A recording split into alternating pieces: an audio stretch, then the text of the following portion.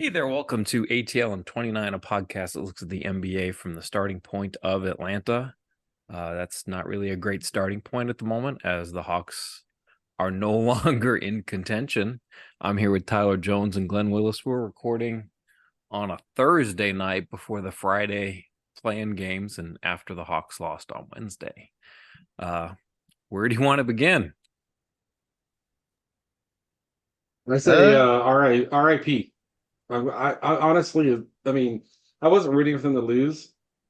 I don't necessarily kind of root that way. I like to see them win.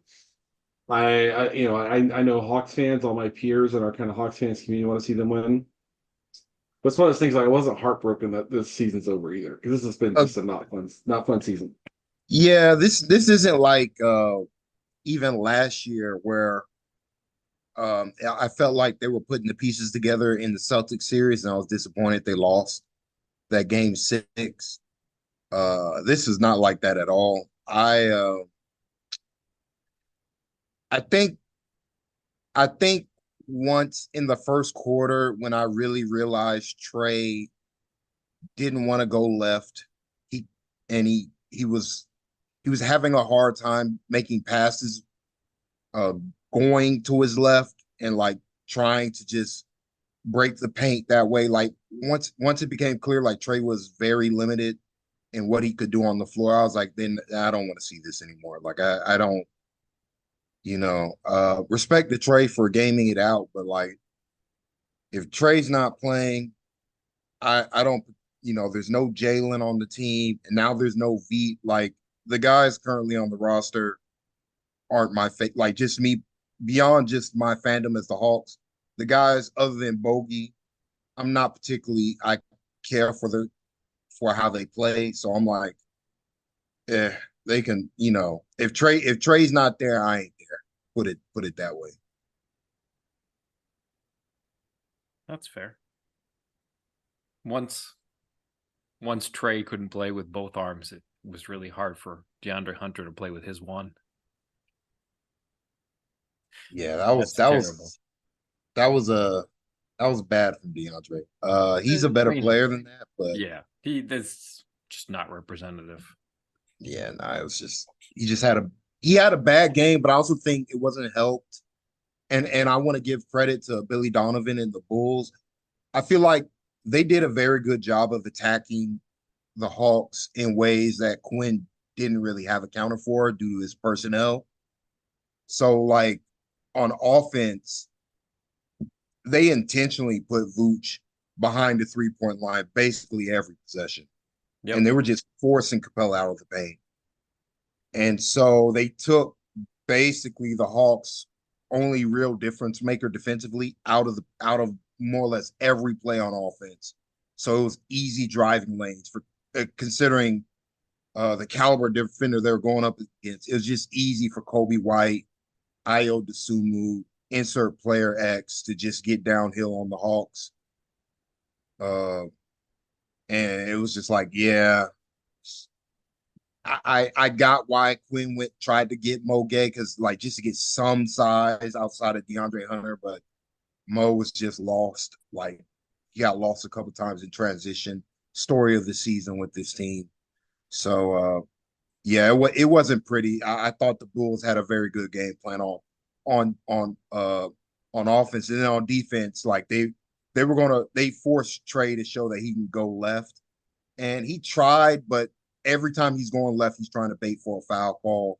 And I think they wisened up that Trey was going extra on the foul baiting, and so they just stopped fouling him, and that was kind of it for the offense outside of Dejounte's shot making. Like it's funny to say this, and I know I'm dragging on here, but like I'm watching the whole game, I'm like, man, Veet could have helped here, here, here, and that's a credit to Veet to turn himself into like an indispensable player because I felt like he was missed, like truly missed. Yeah, well, they couldn't contain the ball at all. Nope. I mean, like literally not at all. And it didn't matter even like I mean Hunter did I think a fine job on DeRozan. DeRozan made some tough shots. Yep. DeRozan really never got the ball below the elbow, which is where he likes to work. The Bulls really attacked the middle a lot. And they the middle and then that seam right through the elbow was kind of where they were attacking. And what they run on offense was, I mean, it's a lot of what the Celtics do, where they don't let you park your big man in the paint. Now, the Celtics sometimes, I say a lot of times, put their big man, say Horford, in the weak side corner. Bulls weren't doing that because I think Donovan was like, Clint can make an impact from the weak side corner if he's low man. So they're putting him up high in the middle of the floor in most cases there. I think he made one shot in the corner, I think. But yeah, they were like, we're gonna attack this defense right in the middle. We're gonna get Clint out of the way, and they kind of had their way basically the whole game. Yeah, and Vooch wasn't really making shots in the first half, and then once he did, that was kind of when it snowballed. But it was interesting that it didn't even matter that he wasn't making shots. Just the Yeah, fact that he was out there forced Clint to be higher up the floor than he wanted to be, for sure. and also, and it just like it just they would intentionally show give the ball to Vooch if Clint wasn't even guarding him to force Clint up the floor, and then Vooch would make a play, and then somebody like I thought Io did a really good job just attacking downhill the entire game, and so did Kobe White, of course, who just dominated. But yeah, Yeah, like I mean, it's just smart basketball. Like you're playing a Hawks team, they're not playing a power forward, so they got no rim protection outside of Clint Capella. Just force them up the floor, and you know, uh, maybe one thing Quinn might have maybe would have tried to get Bruno in there, uh, but like Bruno's a worse defender than Capella in all facets, so I don't know if that would have helped. But the other thing is, it wasn't like the Bulls got a million offensive rebounds, but every time Clint's closing out on Vooch, above the 3-point break, it's like the Hawks have no shot at getting the rebound done, right? And like I said, there wasn't like statistically, it wasn't like a big number. But when you're down like 8, 10, 12 points the whole game, every one of those matter. And it was more kind of the cumulative effect of, oh, maybe we can get a run and push this thing down to 4 or 6. You don't get a rebound. Next thing you know, you're 14, 16 again, or whatever it is. And so that's the other part too. And that's, I mean, they missed the heat, but I mean, the guy they missed the most was Jalen, right? Because Absolutely. Jalen is Yep. the next best rebounder on this team, and it's not even close. And so that's, I feel like the amount of frustration that's coming from Hawks fans last night, I get it, I understand it. But at the same time, like no Kongwu, no Jalen, and I know fans want to say, well, it's their own fault they didn't have Heat. True, right? But they were missing some key guys. The other thing too is that the rotation the Bulls played, they've been playing that for months. They came into this game with a ton of continuity around who plays with who, lineups, all that sort of stuff. And the Hawks, still integrating Trey back, trying to figure out what they do at the forward position without Jalen. And so there was a mess. It doesn't. I'm not suggesting that as an excuse for the way the Hawks played. The Hawks just didn't. I don't know, effort, execution, both on defense. But when one team comes in with a ton of continuity and one doesn't, that really does matter. Yeah, I mean it's why Quinn, was trying to extend those guys' minutes in the regular season, even in games that didn't matter, just them to get the reps. But I don't know. And like the thing is, I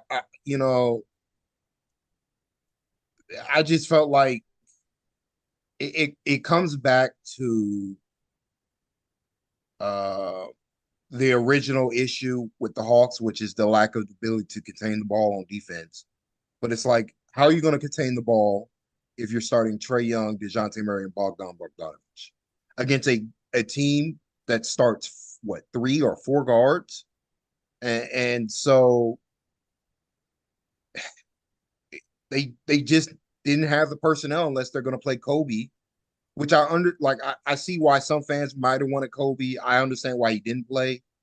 Um, he just like for as good as he was defensively, like the shot just hasn't been there for him at the NBA level.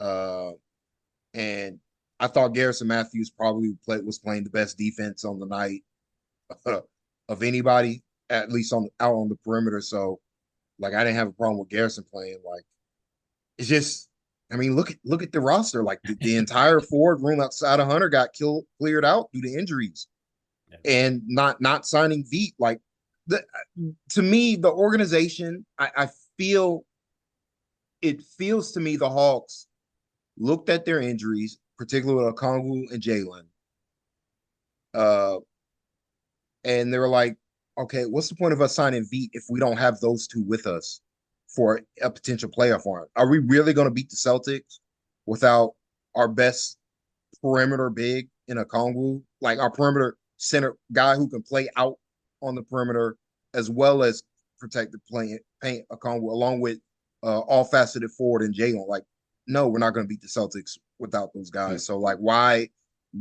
even burn Trent Force? Why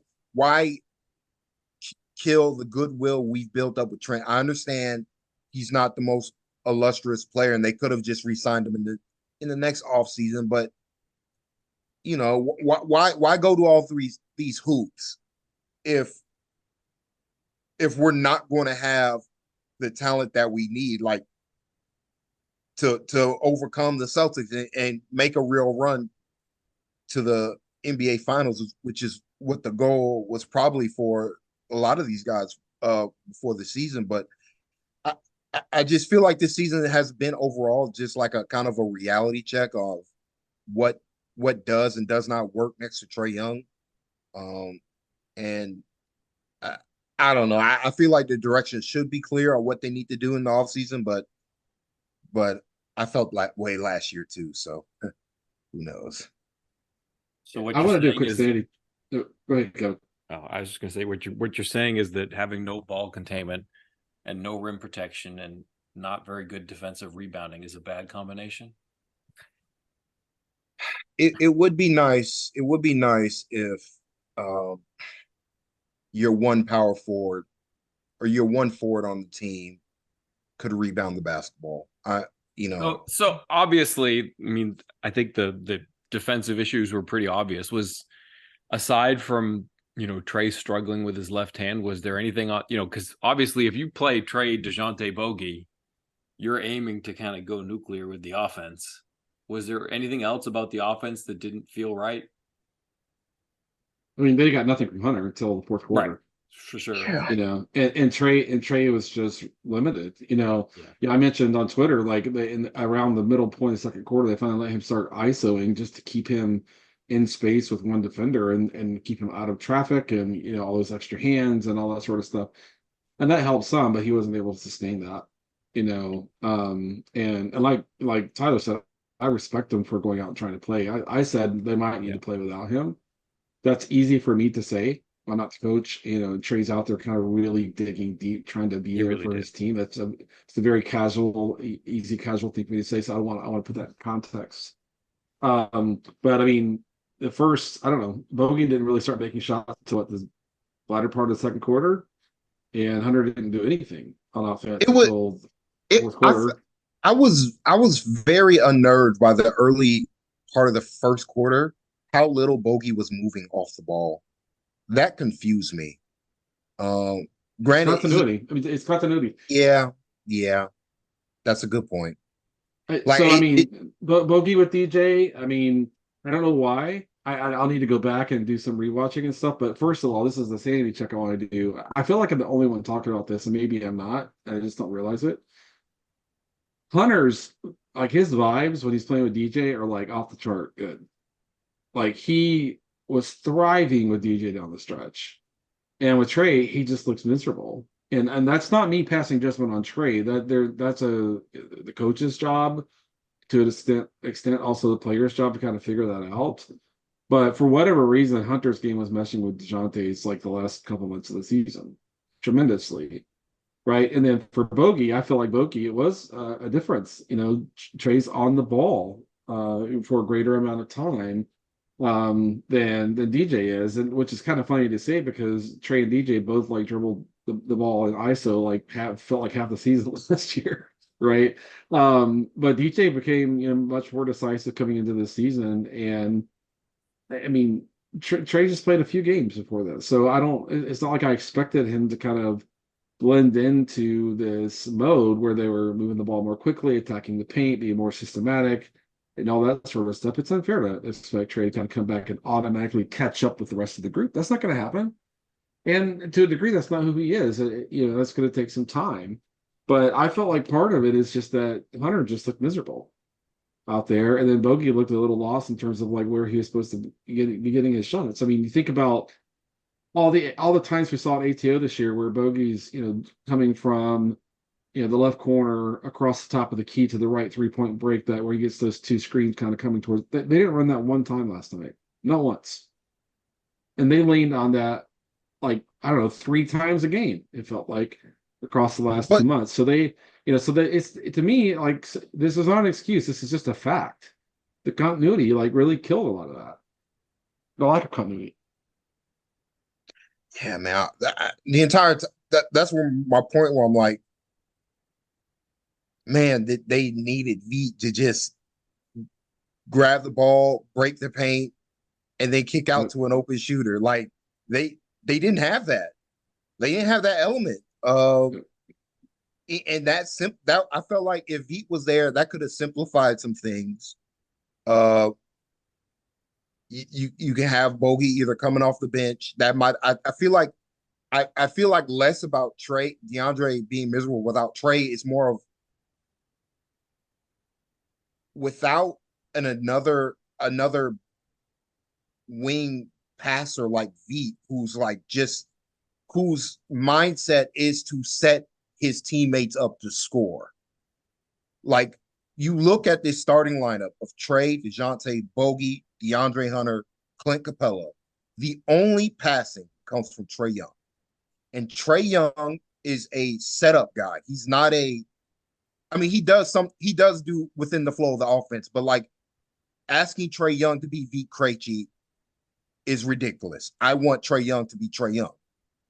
So and like DeJounte, like, we talked about like secondary ball handling creation for all of his strengths. That's not what DeJounte does. DeJounte is a He's scored.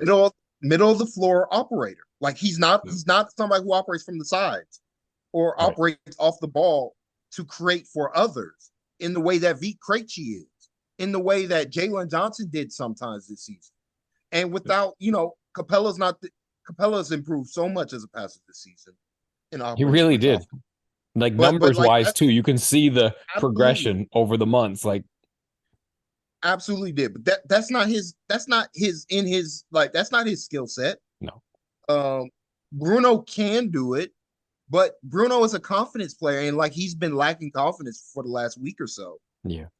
Just because of his play, because teams are attacking him defensively in ways they weren't when he was originally playing, and he's kind of been overextended. Like they've missed Okongwu. They missed, Okongwu's like. I mean, they've been missing Okongwu's defense, both ends, like two-way ability, truly, where he's like he combines a bit of what Bruno does on offense while also being a good defender. May not be as good as Capella, but still a good defender for a center. They missed that element. They missed Jalen. Like Jalen's just ability to grab a rebound and push the ball up the floor to get them easy offense. That just wasn't happening. Every rebound was a fight. If it wasn't Capella grabbing the board, it's everybody's gotta play volleyball to get it to the guy who doesn't have a man on, because they didn't have the size, and DeAndre is just a bad rebounder. He just doesn't have the timing and the technique to grab rebounds or the athleticism as well. So like they were but like a lot of this stuff, like while Veet's not as good as like Jalen overall, like there's some stuff that he does that I think is actually better than Jalen. But really, like Veet's primary ability to just grease the offense, that wasn't there. And so you're asking Trae Young to replicate 2021 Eastern Conference Finals run, Trae, with one hand and without Kevin Herter. Like no Herter, secondary creation from Herter. No like Lou Williams backing him up. It's just the pieces just weren't there for this team to succeed last night. So I'm not too upset over the result. It has been a frustrating season. And the Bulls were sending two every time, sometimes three to the offensive glass, and the Hawks had 14 fast break points. And the Bulls only got 10 offensive rebounds. It felt like more than that, but it was more of the impact of that. But you look at the game, the Hawks were plus 11 at the free throw line. Bulls were plus 28 in the paint. And that's where the game was. No ball containment, balls right at the rim. And it's funny because, you're watching, Kobe White, who I think is just deserves so much credit for how much he's improved. But in terms of a guy, like if you think, like, what do I think is his actual level of skill, like breaking down a defender? He's like a B plus guy, maybe kind of I mean, he's Nah, not this like super he's dynamic guy. he's average. He's gotten a lot better at. One, he's got more opportunity with the injuries with the Bulls, and he's got more confidence. Like he's always been a good shooter, and now, but he's more confident as a driver. But I'm watching these drives. I'm like, this just wouldn't happen if Jalen's playing, or if I mean, a lot of these scores around the rim. I'm like, it's because he's bigger than Trey and DeJounte and Bogey, and none of them can affect him at the rim at all. Like, but I mean, like Io. I mean, he's probably a little bit. He's for a wing. He's a little below average attacking, but he attacks the seams. He just doesn't. Oh, the seam's there. I'm going right, and it doesn't matter if he's like a C plus, kind of player in that area. Javonte Green across the season, does that too, and Caruso couldn't do much after he had the ankle and all that stuff. But like, I mean, they could not figure out how to get help to him. To me, the thing that unleashed Kobe was really Zach LaVine going out with the injury. Right. Yeah, there's no way. Right. And there's, I mean, Kobe is way, way more valuable to the Bulls right now than Zach LaVine. It's gonna be really interesting. I don't want to like fast forward into the off season too much. There's plenty of time for that. But the Bulls have some pretty interesting decisions to make. And part of that might be if they can beat Miami, who is banged up, and like, are they going to do anything with Boston? Like, I don't think so. But I mean, they're well coached. They're weird, kind of a weird construction, but they have defenders to throw at those guys at the JJs, and it's just interesting to see how that would go, and all of that. But I mean, Zach, that's just I mean, kind of just shows you Zach LaVine going out, so opened up for Kobe, and Kobe took advantage. And the biggest thing for me is when Vooch creates space for him, he is so good at knowing how to attack that space, right? Even though his ball skill is like become more B plus than he like Kyrie's at the very very very top, right? Trey's up there, we could kind of go on and on, but he just he just knows how to attack space, and the Hawks, obviously has been their preeminent, their most prominent weakness all year long is containing the ball. It's funny because if you go back like 3 months and just watch their games, like you would think that, Kobe Buffkin would have been the one shooting the heck out of the ball at the end of the season because he looked absolutely great shooting the ball, and Veet was like a disaster shooting the ball 3 months ago. And then you fast forward 3 months and it's like completely the opposite of what you would have expected in January. And so Tyler's right to a point that the reason they just felt like they weren't going to get enough offense if they put Kobe out there. But I don't know. I still think that I might have gone that way. Like if things were going the way that they were going, like make Bogey your power forward and let him guard DeRozan. Like that's obviously Bogey's not a good defender, but the types of players that he defends well are kind of like the DeRozan types. And then, flip it around, like on the other end, you would have Kobe playing defense instead of, whoever it was that was guarding Kobe White at the time, because that was just, I mean, he was just in the paint the whole game. Like I'm trying to think, was there one possession where he ever felt like he had to reset? It just felt like every time he wanted to go, he could go. The only times he had to reset was when Vooch would set a screen and the Hawks would show hard. and like he didn't. I didn't think he handled that too well, and they got a couple of turnovers off that. But like outside of that, he was just cooking them, and I mean,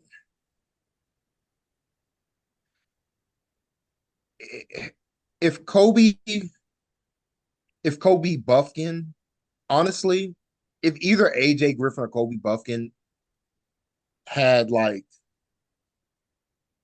the game that Mo Gay had against the Pacers, maybe they get the 3 minute shot, if Right. that makes sense. Maybe because Quinn was going to try one young guy, and it ended up being Mo, who was like I thought, but like he at least had a functional offensive role plus his size. I expected that. Unfortunately, he got to play alongside um, a a lineup that just was never going to work. Like No. and it should be noted that Mo's best offensive stretch came with him playing center, which is what he might Right. be offensively. Nope. So there is some level of wish fulfillment maybe going on with the Hawks in terms with Mo Gay currently, but I get it.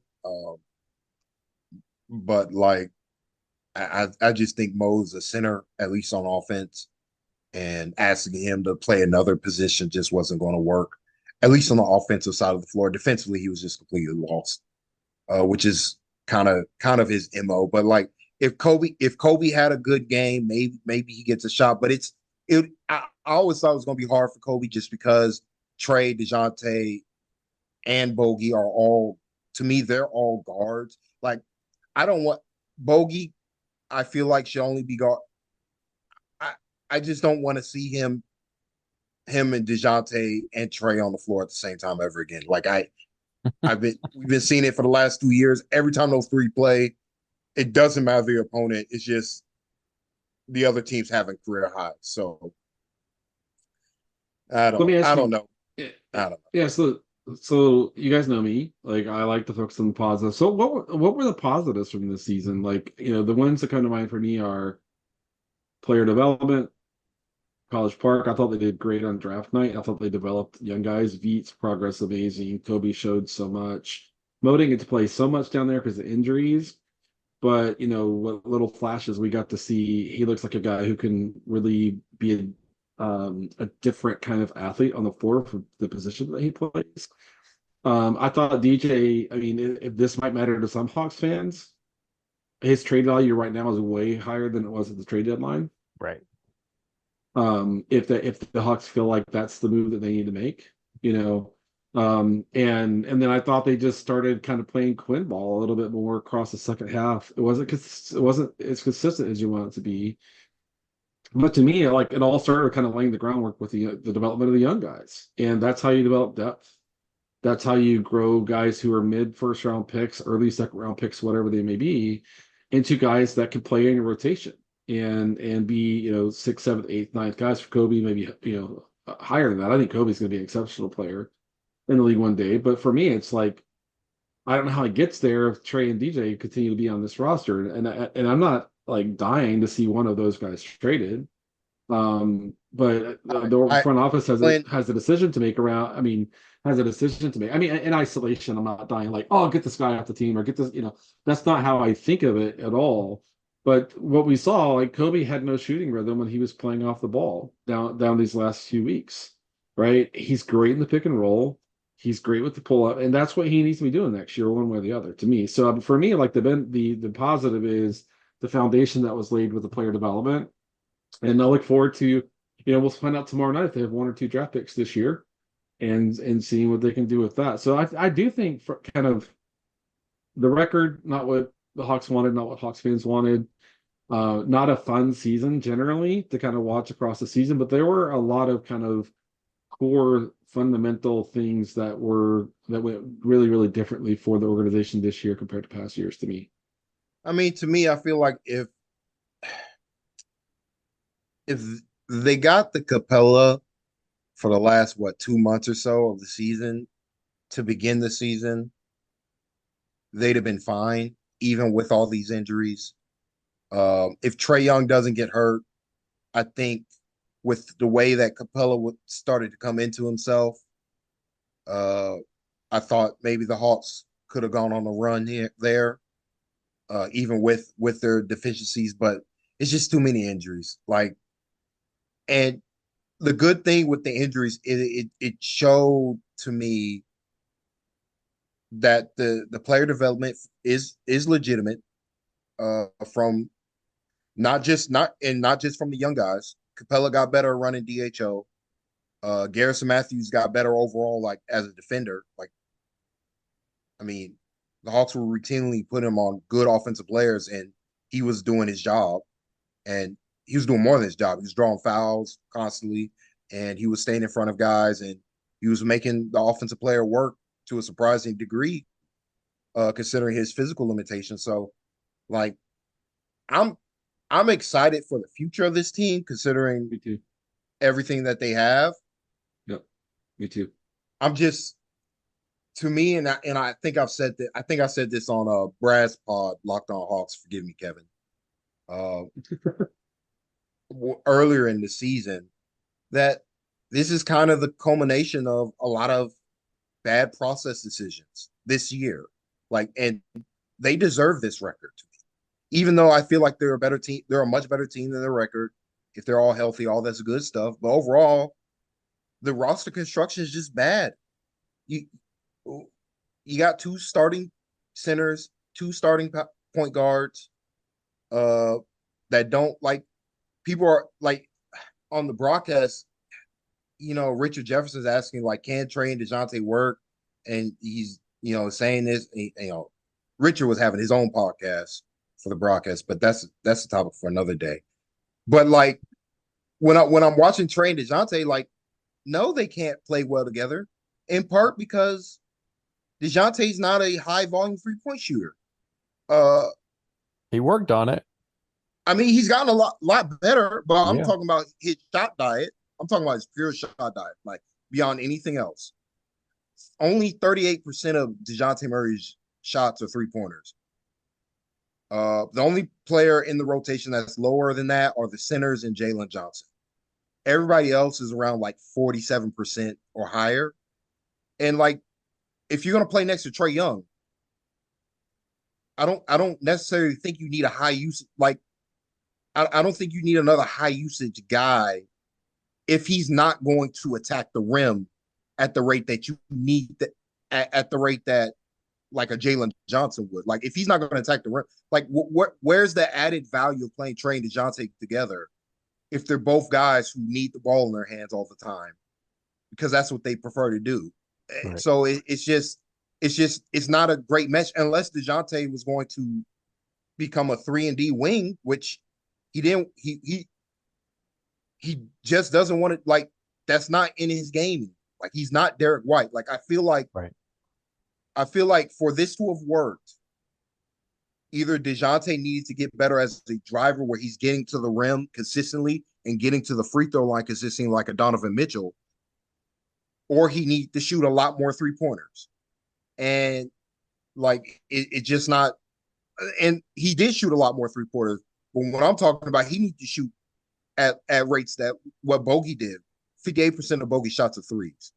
Like, that's the, if you're going to play next to Trae Young, that's the shot diet that you need in order for it to work. If you're not going to do that, you're not adding anything of value. Like, you're not taking advantage of the spacing Trae gives you if you're just getting to the 15 foot jump shot. Like, for as good of a jump shooter you can be at that, to take advantage of the stuff Trae does for you, you get into the front of the rim, making layups, get into the free throw line, getting and ones. What we saw from Sadiq Bey, what we saw from a bit from DeAndre Hunter this season, before Trae, before this last game. But like, they're just not additive to each other. The theory of the case was that maybe DeJounte could unlock some stuff with Trae, but the guy who unlocked stuff for Trae off the ball wasn't DeJounte. It was like Jalen and really Bogey. Like, just better passes, because they're better passes.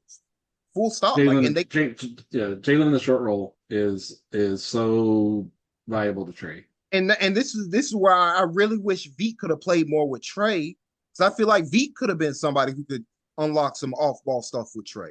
Like you're not, yeah.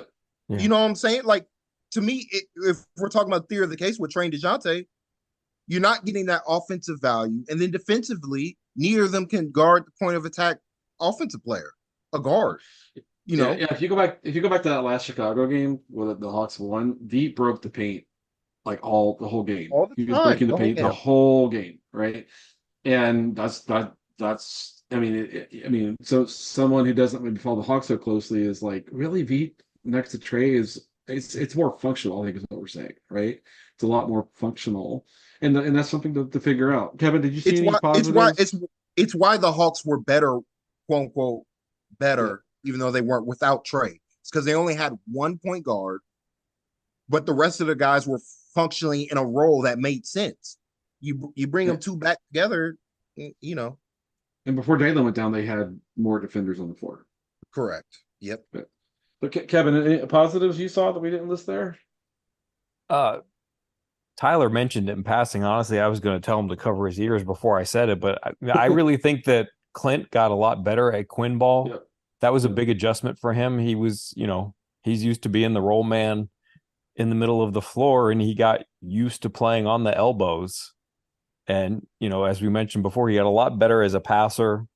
He fits a lot better in the offense. Obviously, his defense got a whole lot better over the course of the year for whatever reason. I think, I think Quinn adapted to Clint a little better. I think Clint was kind of a square peg in a round hole at the beginning of the year, and they're asking him to do the things that weren't necessarily his strengths. So, I think the mesh between Clint and Quinn is a big positive. And, to go with Tyler, I concur. It's not DeJounte is bad or DeJounte and Trey don't like each other. It's just basketball wise, like DeJounte and Trey don't fit together. They both need the ball. They both need the middle of the floor.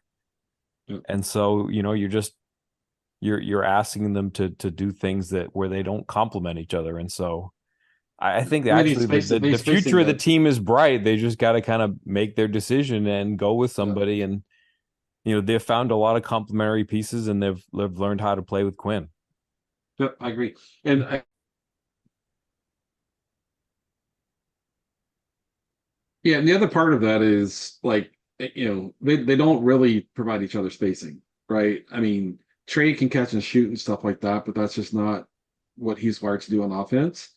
And I think he leaned into his 3-point shooting and kind of shooting off the ball to a point where he was probably kind of getting past his comfort zone. And I think he deserves credit for that. But I mean, honestly, if you ask me, is there anything I saw this year that made me think they can take that to another level? I don't think I did. I think I saw the stretch in March when DeJounte was really hunting, catch, and shoot 3-pointers. I think maybe, but it's really the defensive end, which is the real problem. And it's just one of those things where you're like, I'm not sure if they need this. Like maybe it's one of those things where maybe it could work eventually, but it's been 2 years. Nothing in the lineup data suggests it. Nothing with the eye test suggests these two can really mesh well together. And like to me, it's just, even though DeJounte's continued to get better, and I feel like he's getting to be the basketball player, I don't think it's worth the investment anymore. Whereas you could instead, like when I'm watching Veet set all these guys up, I'm like, I want Veet to be doing this with Trey because I know magic can happen here. Just like I liked, Trey and Jalen's 2-man game all season. Or Jalen and Okongwu's 2-man game. Like, just stuff that can work. Like Trey and DeJounte, it's not natural. And it goes to my point of, it's beyond the fact that DeJounte is not that elite driver that truly the best players, the all-star, all NBA type players are all elite drivers, every single one of them, at least from the perimeter. Like DeJounte's not that, and I don't think he'll ever be that. And he's also not a gifted enough passer to take advantage of the mismatches that he might be able to create for himself in isolation. So it's just not the best fit. And I think the Hawks have a chance to be better next season if they can just find lineups that can defend consistently but also score. I mean, I know that's like no duh, but they can take back worse talent and be a better team if they fit better. And they need to be willing to take on worse talent. You know, a trade I saw, one where people were like hemming and hawing about was one for like CJ McCollum and Dyson Daniels for DeJounte Murray. But I'm like, I don't particularly, CJ McCollum is the bonus. The prize is Dyson Daniels. Getting a defender of Dyson Daniels' athletic caliber at his size with his ball handling on the offensive end, like that's the type of player I want to play next to Trae Young. I don't want a Brandon Ingram. Like I don't want these guys who need the ball in their hands, who like to operate in certain areas of the floor to create for themselves. Like they need guys who are willing to create for others, like who aren't point guards. Yeah, and I feel like some of the nuances miss. It's like one of the things that kills trade DJ lineups is like they have no shot in transition defense, none. None. Right. It's the same. It's the same problem they had with Herter. Yeah, exactly. Dyson Daniels in transition defense is like phenomenal. He has the length, he has the speed, he's a long strider. He can switch into the floor quickly. Jalen's good there. Jalen just kind of has different roles. He sometimes he's the three, sometimes he's the four, depending upon how they're playing on defense. And am I running to the rim? Am I catching the rim runner if it's like on the offensive glass and I'm running back? So Jalen's just got to be a little bit more kind of situationally aware. I would say kind of what a lot more situationally aware. Yeah, fair, very fair. Yeah, I think that's like honestly, like I think we're splitting hairs because I don't think there's a whole lot that Jalen really needs to get that much better at. Like he's so close, but I think that's a big one, and it's just so necessary for this team. Like they just can't have him. With this roster, with this personnel, you need him. The way John Collins used to be. Right, Clint, go crash the glass. John Collins, he's gonna chase stuff down and try to be sort of the transition defender. And that was a big sacrifice for John. It didn't, certainly didn't make his numbers look a whole lot better, but it made the team better.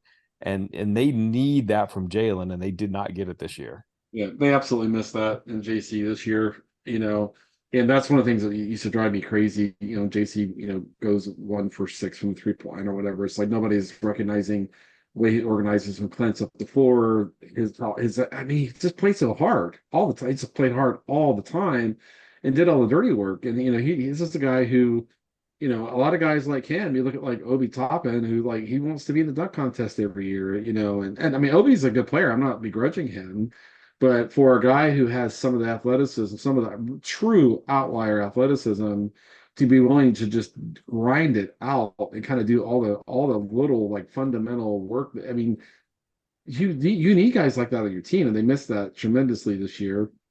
And for me, it's like as they go into next year, part of Jalen's situational awareness. I mean, part of the challenge there this year was that guys around him kept getting hurt, and that changed his role to a degree. That changed his position. Guys who are that young. Typically, like a coach is going to say, you're going to do basically, I don't know, 3 different things on offense for the most part. We're going to do this and this and this. Those are the 3 things that you're going to do. We want you to master your craft in these 3 areas. And that's what simplifies kind of the number of different actions that a player is in. And transition, you want him to be very instinctive and to really not limit him at all. But when it comes to what you're doing in the half court, they really need to simplify what he's doing. Maybe 2 years from now, they can kind of get a little broader, etc. But for me, like I thought part of the reason that he was a little more challenged in that area was just that everybody kept getting hurt around him, and that changed what they were asking him to do. So hopefully that's something they can kind of get fixed going into next year. Well, his But I favorite mean, player is LeBron, right? So what I would do, like for all of training camp, like practice starts, the first 10 minutes, Jalen goes into that movie room and like play the dramatic music, give him a bucket of popcorn, and just let him watch LeBron play transition defense. Glenn, this is what I And talked psych about. him up like, hey, this can be something. Like it's not a meaningless thing, and there's an art to it, and these are things that you can do. Here, look, see, this is the guy you respect, that you idolize. Do it like him. And Glenn, that's what I was talking about when I was like, Jalen's got to take ownership. He's got to want to do that. You Yep. know, you gotta. So it's one, like, if you want to be the guy or one of the guys, like Giannis plays hard all the time, and like Jalen, if you want to be one of the best players in the NBA, you don't have the shooting talent. Like you're a good shooter. You've turned yourself into a really good shooter, and he's Yep. got a lot of skill. But for you to truly become one of the 15 to 20 best players in the world, you just gotta play harder. And like that's a message. Like, and he's got to get healthier, of course. But like that's the message I'm sending him. I'm like, hey, you were good, but Yeah, people don't realize but like one of the, if like LeBron is obviously an outlier in so many ways, but his conditioning level, his across his whole career has been conditioning is like different, like you got you got to be a guy who's able to play 35 plus minutes every night, um, and can physically maintain the level of effort and intensity that we need. And like, I mean, it's hard for Giannis. Giannis, under Budenholzer used to cap him at 30 minutes a night, in large part because they were blowing every team out. But still, but like it would be a struggle for Giannis to maintain this in the playoffs for 35, 36, 37, 38, 40 minutes. But like that's what LeBron did. And like to get to that level, it's not just skill training. You gotta conditioning. you gotta put in the you gotta put in the miles, you gotta put in the effort to get to that level so that you're not winded, you're not breathing hard, you're not and but that's gonna for somebody like Jalen, I can see how that's like the last frontier he's got to get to. Yeah. I don't know if he'll get to that level of intensity, especially because like that's what he's missed. Like if you're asking what is Jalen truly missing? Uh Consistent physicality and effort. Yeah, And because like he's tired, because he looks because tired a lot. he gets tired. Yeah. But he hasn't played that. This is He played 56 games this season, and I want to put some stuff into context for people. Jalen didn't have a senior year of high school. In college, his freshman year, he only played like 15 games. His rookie year, between the G League and the NBA, he might have played like 13 games his first year in the NBA. His second year, he basically was not in the rotation until Quinn Snyder was hired. That's right. And even with that, he didn't play the first like 4 or so games because Quinn was like, you got to get in better shape. This is the first year that he's not only did he played like 33 plus minutes a night, possibly for the first time in his basketball playing life in roughly 4 years. Now he's a young guy, but like there's a level of conditioning that he has not had because he hadn't played that much. So Yeah, it's and not as Tyler, Tyler, another big thing for him is like it's different for your role. Jalen has got to be able to sprint rim to rim the whole game. That is different than what you ask guards to do, right? It's just different. And you can go look across that in the last 10, 12 years. When Rudy Gobert went from a guy who had to get taken off the court in the second round of the playoffs because he didn't like function the pick and roll to a guy who could play on defense any situation. He didn't somehow like get quicker. It was his conditioning. And Mitchell Robinson, like when he, I know he missed a chunk of this year, but like last year and then coming into this year, People are like, oh, he can move now. It's like it's conditioning, and I mean, and I want to say all the time, like Jalen's not as big as those guys, but you take a like guy who's like 7 feet, 230 pounds, whatever, and ask them to get in shape and be able to sprint rim to rim for whatever 33 minutes a game. That is some serious work. Serious work. I mean, it is not easy. It's not fun at all. You go talk to guys who are asked to do that. It's way harder than someone who's like 6'3", 205, running sprints. It's a completely different thing. But it is for guys, the big guys have to sprint rim to rim, and it makes such a big difference. And for Jalen, like to constantly put pressure on the rim and transition an offense, like he has to be able to do that. I don't care if he's been on the court for 9 straight minutes. If he gets the ball and there's a 6'3" guy, the only defender for the other team is back, he needs to go put that ball right in the rim. And it doesn't matter if he's been out there 9 minutes, he's got to have that level of conditioning to kind of make it work. And this doesn't mean none of us are saying Jalen's out of shape. What we're saying is to maximize his skill set and his physical attributes, that is the thing that will take him to completely to another level, right? And because you can see sometimes he's breathing heavy, and maybe he doesn't attack the rim, one time, and you're like, okay, he's breathing pretty heavy there, and that it's going to be such a determinative, like can he really get everything out of his skill and ability? I would still push back a little bit. Like getting in shape is certainly like a thing, but I still think like part of what he needs for transition defense is just more of an awareness of, and more of just an urgency of, a mental urgency to process. Okay, this is the thing that has to happen. Is it me? Am I the one who's got, he's got to know if Clint is crashing, or, if the shot's going up on the opposite side and he's out on the perimeter. He's got to know, just take that first step quicker, like just process it faster and go about it so that it's not such a physical burden, and he can save himself some wear and tear in that regard, I think. It doesn't have to be one or the other. I think both of those areas sound completely and it's funny, right? Because like he told me, like, I feel like sometime right before his first ankle injury, he's like, it's, I'm trying to find my legs a little bit. And I don't even think I brought it up. He just kind of brought it up unsolicited. I'm trying to find my legs a little bit because, like Tyler was saying, he hasn't played a whole lot of seasons. It's just, he hasn't done it before. Like even next season, he's going to have that challenge because he hasn't played an 82-game season. And that first ankle injury almost felt like a good thing when he came back, because when he came back after the first ankle injury, it's like, okay, he's got that burst again. But he was such a force of nature when he first came back from the first ankle injury. Yep. He was a monster. He was dunking he got on his legs everybody. Back under him. He had the legs, he had the physicality, he had the effort. Mm-hmm. But then you saw over time, then he had saw over time, and I think it led to the second ankle injury. Like, these injuries are tied to fatigue. I think he got tired. Like, I just think his body, it's not just a mental thing. I think physically, his body was not able to keep up with what he wanted to do mentally when he has all the athletic tools. And like, it just let him down as more as the season wore on. So like for him, the biggest thing for him is once he recovers from this ankle, he's got to cut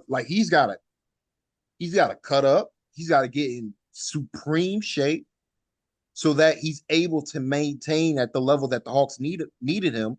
And maybe it can also help if this team has a backup power forward, so he's not having to play 38 minutes every game. Right. That matters.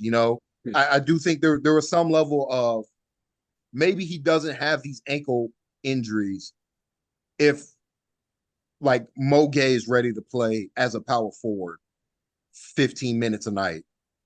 And Quinn can go look at his bench and he's like, okay, I got Sadiq Bey here, I got Vit Krejci, I got DeAndre Hunter or whoever, Dyson Daniels, or just other guys I can go to give Jalen a consistent blow. I'm now remembering like how this season went with Jalen, where every night he's playing 37 plus minutes every night. It's probably was such a mental shock, body shock, a shock to his body that he's playing so much.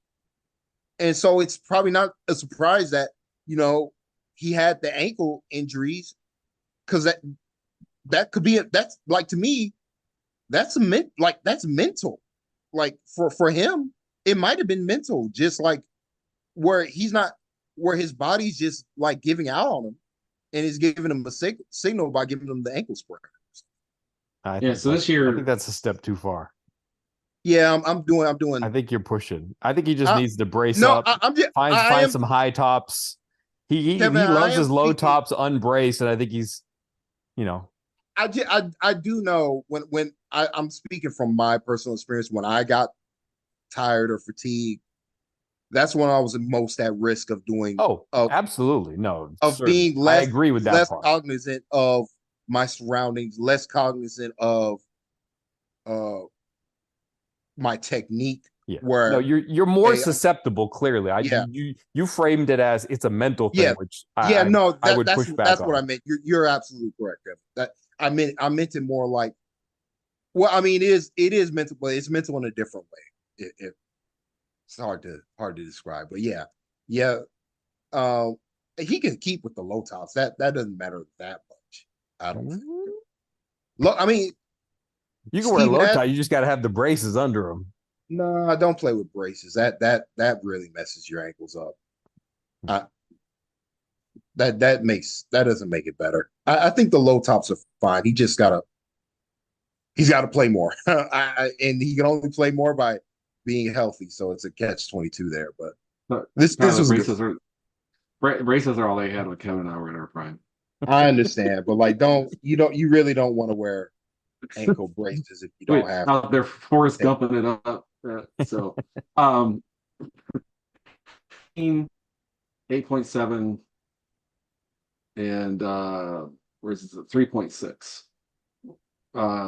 35 and a half, basically 36% from the 3-point line. 73%. So I mean, they need him to be if I were to throw out, like, I'm going to throw this out, it's kind of ridiculous because if you go look like how rare it is, it's rare. Like, I don't know, they need him to score 25 a game eventually. Absolutely. Like, right, 10 points, 5 assists. I mean, that's a lot of usage to get him there. But and so maybe that's a little bit much. Maybe that's 2 years out, not next year. That's a big step. But he has can that get ability. there. He can get there, but is going to have to start. And we saw the pathway. I thought the Utah game, if you go back and watch when they played Utah on the road, it's got to be consistently attacking the rim, getting to the free throw line. Like that's the pathway for him to score 22 plus a night in transition, getting blocks, getting steals, being all over the place. But he's got to be the best conditioned player on the floor just to maximize his athletic tools. But he won't get there unless he really tones it up. Not to say this is not to say he's out of shape.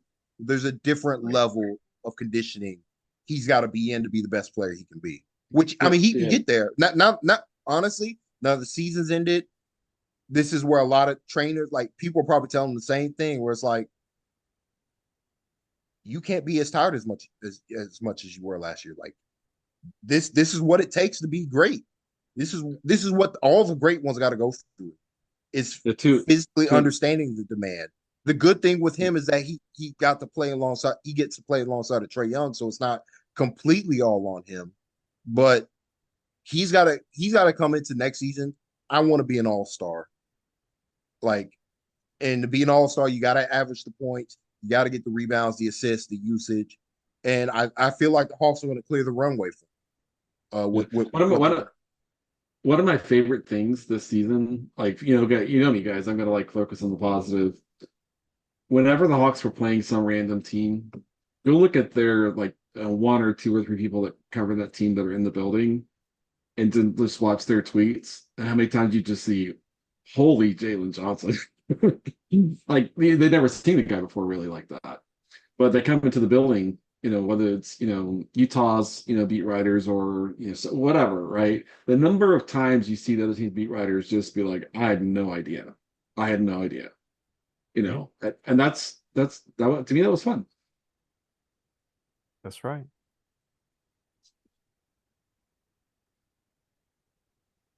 Lottery's May 12th.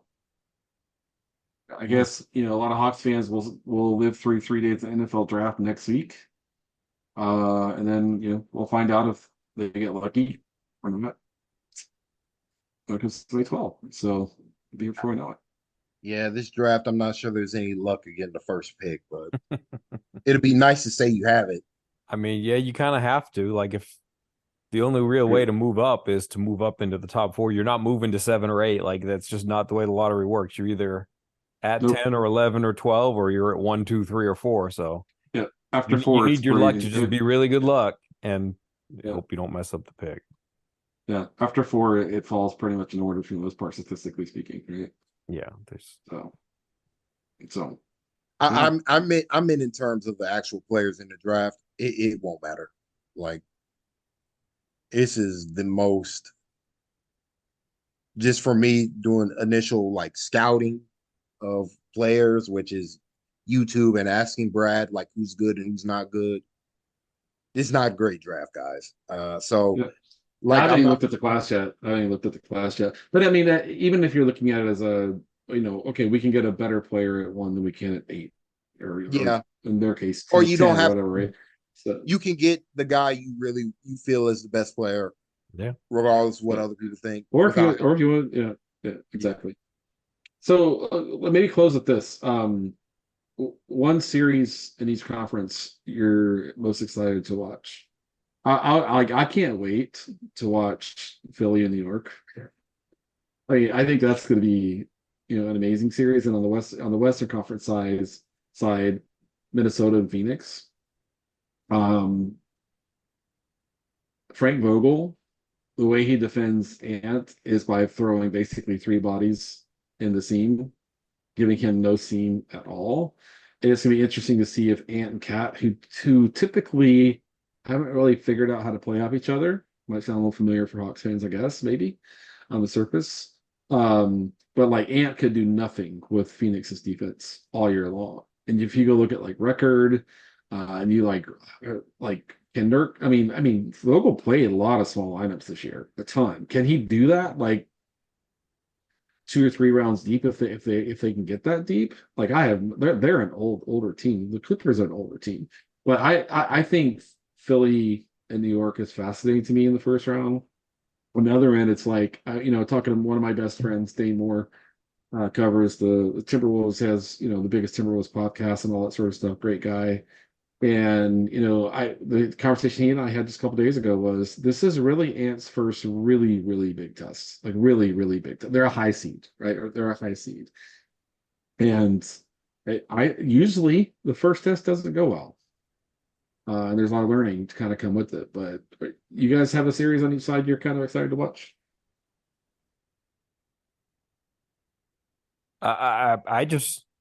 I don't even know if it's a series. I think it's more one team. I just want to see Denver. Yeah, that's me too. Like, I don't really care about seeing the Lakers that much, but you've got your defending champions. I think there's a tendency in the regular season to, malaise is too strong of a word, but there's just, how about ennui? You're not that tuned to the regular season. So I kind of want to see, all right, what is this team? Are they going to be able to get to the level that they got to last year? You got Christian Brown and Peyton Watson as sort of players who are stepping into bigger roles. And now it's the time for them to do the postseason version of those bigger roles. So I'm kind of tuned to seeing what Denver has in the first round, just kind of as a feeler. Yeah, I'm just I don't know. I just feel like when it matters, Jokic is just, I just don't think there's anything any team can do over a 7-game series to bother him.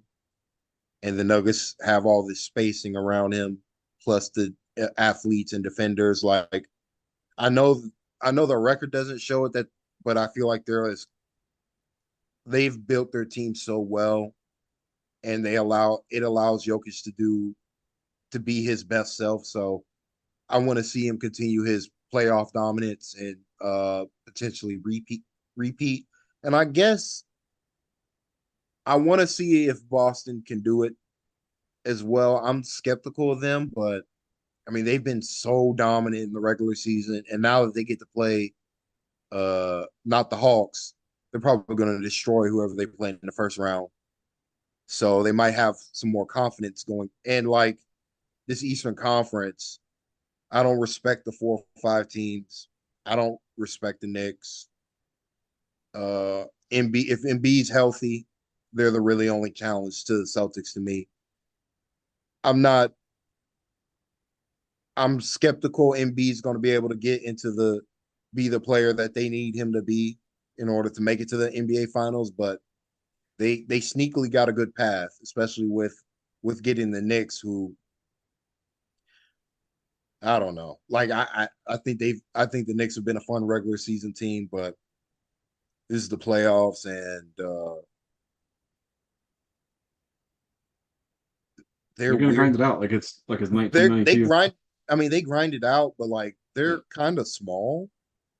Yeah, especially with Weirdly the enough, injuries they and I have. think Yep. that's just going to be their death sentence. Like, I mean, it's just like that's a very small team without Julius Yeah. Randle. Like, I think they're really going to miss Julius Randle, as weird as that is to say, coming from me. But like, they just don't have positional size, Yeah. and I think that's really going to hurt them against the Sixers team, which Yeah. they're going to throw out Tobias Harris, Nick Batum, along with Joel Embiid. Like And, that's and tough. Josh Hart's can spend a lot of time guarding guys a lot bigger than him. I mean, the other one for me I mean, Dallas really closed the last month and a half They or did. whatever really, Yep. really This is a good strong. point. Yeah. They got That's the a good one. Clippers. I mean, so we'll see. Like, but I mean, I feel like and they rode like Derek Jones Jr. and Dante Exum their defense a lot. But like this Clippers are gonna make those guys play offense. And it's just gonna be interesting to see if Luka can overcome that. With Luka and Kyrie can kind of keep that from happening. I'll say. So it's just gonna be interesting to kind of see how that goes. Against the defenders. I'd be I'd T. Lue is my be favorite defensive coach in the league. So yeah. it's just gonna be interesting to see. I'd be more excited for the Clippers series if I knew Kawhi Leonard was healthy. It's just Yeah. there's already reports that he might be playing game one. Like there's skepticism about that. And I'm like, that's not good news. And that's unfortunate because Kawhi is like one of my favorite players of all time to watch. But Yeah. if he's not healthy, I don't think for as much money as in that Clippers team, they go as Kawhi goes. And like, even though Paul George is really good, and James Harden as well, they're just not the level of player that Kawhi is. And unfortunately, they're kind of built around him. And if he's not healthy, I just think they're drawn dead especially against his Mavericks team, where Luka just eats all their perimeter defenders up Yeah, the alive. efficiency he had the season on the volume he had was the efficiency he had the season on the volume he had was just insane, just He was incredible. ridiculous. Yeah. And then I mean I'm excited to watch PJ Tucker play for like 5 minutes and the Clippers lose. and just see how angry PJ is, because I just think I like PJ, but I just think it's kind of a funny situation there. So yeah, I mean it's gonna be fun. It's funny. I look at that Cleveland Orlando series and I'm like, that's the one I look at and go kind of ick.